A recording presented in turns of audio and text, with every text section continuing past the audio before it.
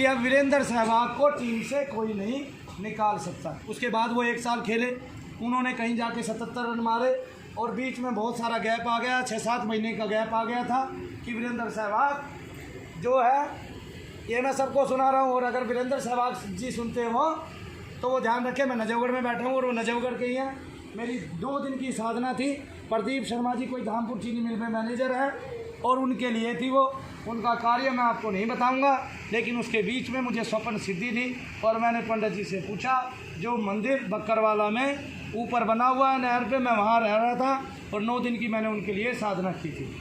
तो मैंने उनसे पूछा कि मुझे ये सपन आया और मुझे स्वप्न सिद्धि है और ये सपन मुझे व्यर्थ नहीं आ सकता, आप मुझे बताइए इस सपन का अर्थ क्या है। वहाँ पे बैठ के मेरे 3 काम आए। एक तो पहली बार मैंने प्रेत को देखा, 2004 की बात है, मेरा प्रेत से मुकाबला हुआ पहली बार। डेट मेरे पास डायरी में लिखी हुई है। उस प्रेत ने जो क्या कहते हैं, उस पंडित जी के पास था, 8 महीने खीरे का रायता पी के उसने साधा था उसको, और जिसकी वो चौकी लगाता था और जिसको अहम था कि मैं इस गांव में 40 लाख की गाड़ी ला के दिखाऊँगा, क्योंकि ये जो गांव है जाटों का है और इस गांव में जो है ना जाटों के पास बड़ी बड़ी गाड़ियाँ हैं, तो मैं उनसे भी महंगी गाड़ी ला के दिखाऊँगा। तो मुझे पता चल गया था इसका अहम भाव खुल के ऊपर आया हुआ है। वो उसको दयालु जी महाराज कहता था और उस प्रेत के पास जो है गर्दन उसकी दिखाई देती थी। आदमी के आने से पहले जो ये बताता था इसका ये काम है, सरदार जी इस काम से आया, और वो कार्य कराने के पैसे लेता था मोटे चंगे।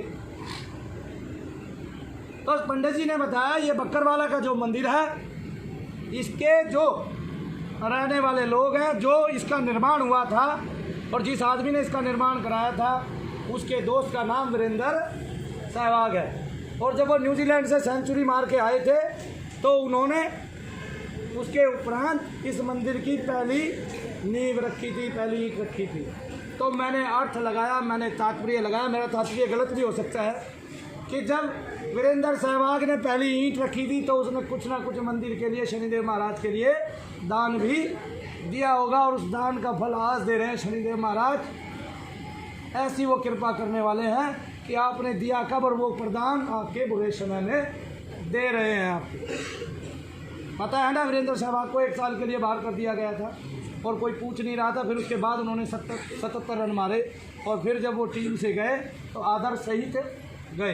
हालांकि वो भव्य स्वागत जो नजफगढ़ के लोग या उनके चाहने वाले चाहते थे वो उनका नहीं हुआ, लेकिन हमारे दिलों ने हमेशा उनका स्वागत किया और ये भी माना कि बहुत अच्छे क्रिकेटर थे और व्यक्तित्व भी बहुत अच्छा था और ऐसे लोग रहेंगे तो भारत का नाम भी रोशन रहेगा। ये तो छोटे छोटे। और उस दयालु जी महाराज ने, जब मेरी पहले दिन की साधना थी, 53,000 मंत्र का मैंने जप किया। उस दयालु जी महाराज ने, क्योंकि उस पंडित ने उसको मंदिर में जगह दी हुई थी, वो तख्त में सोता था और मुझे पता नहीं था और मैं भूल से उस तख्त पे लेट गया। उसने मुझे बेचैन किया और बेचैन करने के साथ साथ मेरे जीवन का भूत प्रेत के वास्ते या किसी सिद्धि के वास्ते पहला अनुभव हुआ। उस प्रेत ने मेरे पैर उठा लिए और मेरे पैर उठाते ही मैंने शनिदेव महाराज को पुकारा। शनिदेव महाराज प्रकट थे, हाथ में हंकर था और फटाफट सटाक सटाक सटाक 3 बार आवाज़ हुई और उसके बाद से दयालु जी महाराज किस लोक में गए कभी पता नहीं चला।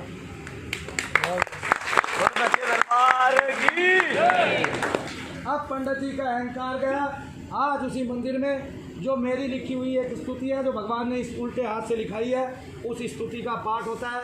वो पंडित जी भी उसी स्तुति के पाठ से हवन करता है और उसने ऐसी वैसी बातें छोड़ दी और सन्मार्ग अपनाया। सन्मार्ग अपना के उनका बीच में फ़ोन आया कि उन्होंने कई मंदिर शनिदेव महाराज के बना लिए। मैं चाहता हूँ सब पे ऐसी ही भगवत कृपा हो, सबको ऐसे ही शनिदेव महाराज की अर्जी लगे, सबको ऐसे ही शनिदेव महाराज जो है अपना आशीष दें और सब जो है उनके आशीर्वाद के, उनकी छत्र छाया के तले फले फूलें और बढ़ें। जिसका फिर घर पे प्रेत नहीं कट रहा है, जिसको दर्द और बढ़ गए, वो मेरे पास उसके बाद आ सकता है। अपनी क्रिया घर पे चलेगा तो उसको करके चलेगा तो उसको ये भी पता चल जाएगा कि मेरा प्रेत अगर वहाँ भी दिखाई दे रहा है तो कितना ताकतवर है। कोई आदमी इस क्रिया को 2 बार भी कर सकता है, अगर उसको और लाभ मिल रहे हैं तो वो 3 बार भी कर सकता है और बच्चे के ऊपर से भी कर सकता है। केवल 1 गोला डाल के माताएं बहनें, केवल 1 गोले का हवन करके माताएं बहनें ऐसे 11 बार ओम नमः शिवाय बोल के अपने बच्चे को सुरक्षित कर सकती है, उसको नज़र उसकी उतार सकती है। अब नजर उतारने के लिए मिर्च की जरूरत नहीं है। ये थोड़ा महंगा जरूर पड़ेगा मिर्च की बजाय, बाती की बजाय, लेकिन इसका सीधा भोग भगवान को जाएगा।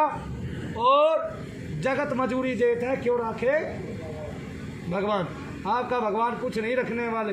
मैं सरदार जी के घर में मजदूरी करूँगा तो ये सरदार जी की जिम्मेवारी है मुझे मजदूरी दे, और देते हैं लोग। और जब जगत मजदूरी देता है तो भगवान क्यों नहीं देगा भाई। मैं मेहनत कर रहा हूँ, भगवान क्या मुझे फल नहीं दे रहे? बताओ, क्या उसको पता नहीं है मैं 10 बजे आके रात के 11 बजे जा रहा हूँ या 10 बजे जा रहा हूँ? क्या उसको पता नहीं है मेरा गला बैठ गया? क्या उसको पता नहीं है कि मैंने कितने दर्द में काम किया? क्या उसको पता नहीं है इस बीच में मुझे बुखार भी आया होगा 3 साल तक? क्या उसको पता नहीं है मुझे दस्त भी लगे होंगे? क्या उसको पता नहीं है मुझे खांसी भी हुई होगी? उसको सब पता है। आपकी एक एक बात को भगवान जानते हैं, एक एक बात को। एक ही चीज़ से भगवान पर्दा करते हैं। जब आप अपनी पत्नी के साथ होते हैं, वो गुप्त है, वहाँ पे भगवान ना तो खुद पहुँचते हैं ना किसी को पहुँचने देते हैं। तो कोई तांत्रिक वहाँ पे अपनी नज़र नहीं गड़ा सकता, बता नहीं सकता कि आप उन अंतरंग पलों में क्या कहते हैं कि किस अवस्था में। ये चीज़ भगवान ने छिपाई हुई है, बाकी सब वो खुद देखता है, खुद जानता है। और कौन किस पल क्या करता है ये भगवान को तो पता है उस पर क्या हो रहा है, लेकिन कौन किस पल क्या करता है उसकी निगाह सब पे है। तो उसकी निगाह से बचो, उसकी निगाह से तभी बचा जा सकता है जब सत्य का वदन करोगे। आज मैं खुल के कहता हूँ, महर्षि दयानंद जी ने एक बात बताई कि ईश्वर आपके साथ है, वो पर ब्रह्म आपके साथ है, वो ब्रह्म आपके साथ है। आप 2 काम कीजिए, आप रोजाना उसका हवन कीजिए, वातावरण शुद्ध हो जो हम कर रहे हैं। आप रोजाना ऑर्गेनिक पदार्थों से, गोला ऑर्गेनिक पदार्थ है, आप रोजाना उसका हवन कीजिए। और फिर क्या कीजिए ये भी मैं बताता हूँ, और रोजाना सत्य वदन कीजिए। और आर्य समाज आज जो बहुगणित नहीं हो पाया, जो बहुत ज़्यादा नहीं बढ़ पाया, वो इसी कारण नहीं बढ़ पाया कि लोगों ने ना तो हवन ही किया और ना सत्य ही बोला। जबकि ये प्रत्येक व्यक्ति के लिए था कि आदमी हवन करे और वैदिक रीति से वो चलेगा तो उसका जीवन तपस्वी होगा, तपोमय होगा और साक्षात क्या कहते हैं ऊंचा उठा हुआ होगा। और जब वो करते थे तो वो दिखाते भी थे। महर्षि दयानंद का इतना वर्चस्व था, इतना प्रभाव था कि उनको जो 190 वर्ष के संत थे तेलंग स्वामी, उन्होंने बनारस में रोका, बाकी वो पूरे हिंदुस्तान में परचम लहरा है किसका? आर्य समाज का, और उस समाज का, उस सत्य का, और उस ईश्वर का, और उस हवन क्रिया का कि आपने रोजाना हवन करना है, रोजाना उस ईश्वर को, ब्रह्म को भोग देना है और सत्य का वदन करना है। ये 2 चीज़ महर्षि दयानंद ने दी थी। और कोई कहता है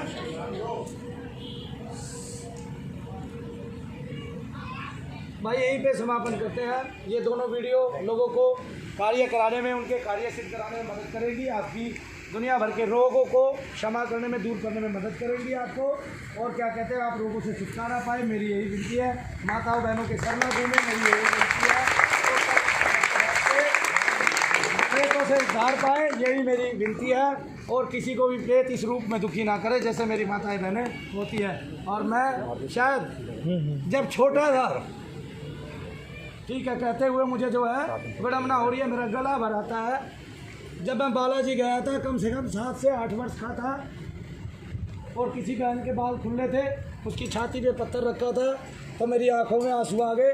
मैंने वहाँ पे ही बालाजी महाराज से प्रार्थना की जब मैं 7-8 वर्ष का था। ये बात मुझे आज तक याद है कि ऐसे कभी किसी माँ का, किसी बहन का सर नहीं घूमना चाहिए। ठीक है, मैं बहुत ज़्यादा भावुक हूँ। क्यों? कल भी मैंने दिखाया संसार है, सबके पास एक वैल्यू है, इज्जत है।